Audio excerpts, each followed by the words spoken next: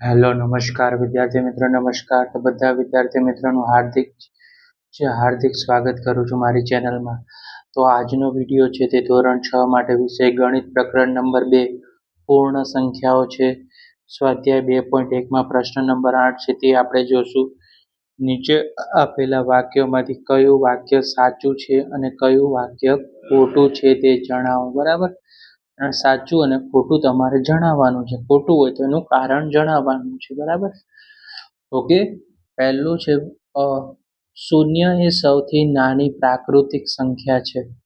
ખોટું, કારણ કે શૂન્ય એ સૌથી નાની પ્રાકૃતિક સંખ્યા નથી. શૂન્ય કેવી સંખ્યા? એ સૌથી નાની પૂર્ણ સંખ્યા છે. કેવી સંખ્યા છે? પૂર્ણ સંખ્યા છે. બી પ્રશ્ન આવ્યો, 400 એ સંખ્યા 399 પહેલા આવતી સંખ્યા છે. તો વિદ્યાર્થી મિત્રો જવાબમાં લખવાનું ખોટું, કારણ કે 399 પહેલા આવતી સંખ્યા એ 399 - 1. તો જવાબ શું આવે? 398 આવે. તો આ વિધાન કેવું થયું? ખોટું. સી છે, શૂન્ય એ સૌથી નાની પૂર્ણ સંખ્યા છે. આ વિધાન કેવું છે? સાચું છે, એટલે કે ખરું છે, કારણ કે પૂર્ણ સંખ્યાઓ 0 થી શું થાય છે? શરૂ થાય છે. ડી પ્રશ્ન, 600 એ સંખ્યા 599 ની પછી આવતી સંખ્યા છે. તો ખરું છે, પણ કારણ તો જણાવવું જ પડશે વિદ્યાર્થી મિત્રો. તો કારણ લખવાનું, કારણ કે 599 ની તરત પછીની સંખ્યા. તો 599 વત્તા 1, 600 શું છે? એ સંખ્યાની પછીની સંખ્યા છે, માટે આ જવાબ સાચો છે. ઈ પ્રશ્ન, દરેક પ્રાકૃતિક સંખ્યા પૂર્ણ સંખ્યા છે. તો આ વિધાન કેવું છે? ખરું છે. રાઈટ. એફ આયા, દરેક પૂર્ણ સંખ્યા એ પ્રાકૃતિક સંખ્યા છે.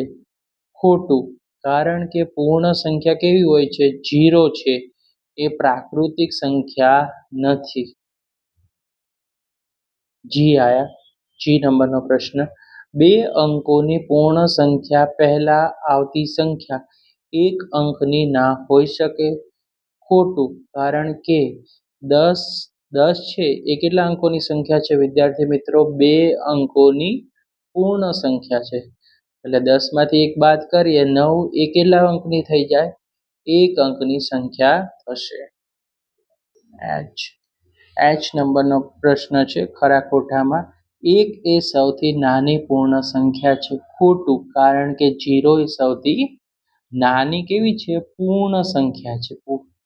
આઈ નંબરનો પ્રશ્ન, પ્રાકૃતિક સંખ્યા 1 ની પહેલા આવતી કોઈ સંખ્યા નથી. ખરું, કારણ પ્રાકૃતિક સંખ્યાઓ 1 થી શું થાય છે? શરૂ થાય છે. પ્રાકૃતિક સંખ્યાની શરૂઆત ક્યાંથી થશે વિદ્યાર્થી મિત્રો? 1 થી થાય છે. જે નંબરનો પ્રશ્ન, પૂર્ણ સંખ્યા 1 ની પાસે તેની પહેલા આવતી કોઈ સંખ્યા નથી. તો વિદ્યાર્થી મિત્રો જવાબ આવશે ખોટું. પૂર્ણ સંખ્યા એ 1 ની પાસે તેની પહેલા આવતી સંખ્યા છે. એ નંબરનો પ્રશ્ન, પૂર્ણ સંખ્યા 13 એ સંખ્યા 11 અને 12 ની વચ્ચે આવે છે. ખોટું, કારણ કે 13 એ 11 અને 12 કરતા કેવી છે? મોટી સંખ્યા છે. કારણ કે મોટી સંખ્યા એ વચ્ચેની સંખ્યા ના હોઈ શકે. બરાબર. હવે છે એલ નંબરનો પ્રશ્ન, પૂર્ણ સંખ્યા 0 પાસે તેના પહેલા આવતી કોઈ સંખ્યા નથી. ખરું, કારણ કે પૂર્ણ સંખ્યા 0 થી શું થાય છે ભાઈ? શરૂ થાય છે. રાઈટ, એવું આપણે શીખી ગયા. એમ 2 અંકોની સંખ્યા પછી આવતી સંખ્યા હંમેશા 2 અંકની જ હોય છે. આ જવાબ કેવો છે? ખોટું, કારણ કે 2 અંકોની સંખ્યા એ 99 ની તરત પછીની સંખ્યા. 99 ની પછીની એટલે કે 99 વત્તા 1 એટલે 100 છે. જે કેટલા અંકની સંખ્યા છે? 3 અંકની સંખ્યા છે. તો વિદ્યાર્થી મિત્રો અહીંયા આપણું ચેપ્ટર નંબર 2 પૂર્ણ સંખ્યા પૂરું થાય છે. તો ચેપ્ટર નંબર 3 ના વિડીયો આપણી ચેનલ પર તમને મળી જશે. તો ચેનલને શું કરવાનું છે? સબસ્ક્રાઇબ કરવાનું છે. વિડીયો તમને પસંદ આવે તો વિડીયો લાઈક કરવાનું છે અને તમારા વિડીયો આ મિત્રોને સુધી શેર કરવાનું છે. તો થેન્ક્સ ફોર વોચિંગ. હવે આપણે નેક્સ્ટ વિડીયોમાં આપણે મળીશું ચેપ્ટર નંબર 3 માંથી.